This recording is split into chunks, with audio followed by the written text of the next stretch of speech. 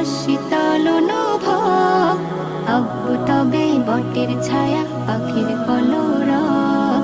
রাগ অভিমান হলে যাই মায়েরা চলে, রাগ অভিমান হলে যাই মায়েরা চলে, আব্বু মাথায় হাত বুলালে যাই ভুলে যাই সব।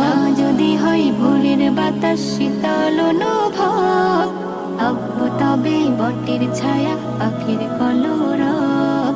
মা যদি হয় ভোরের বাতাস শীতল অনুভব, আব্বু তবে বটের ছায়া পাখির কলরব।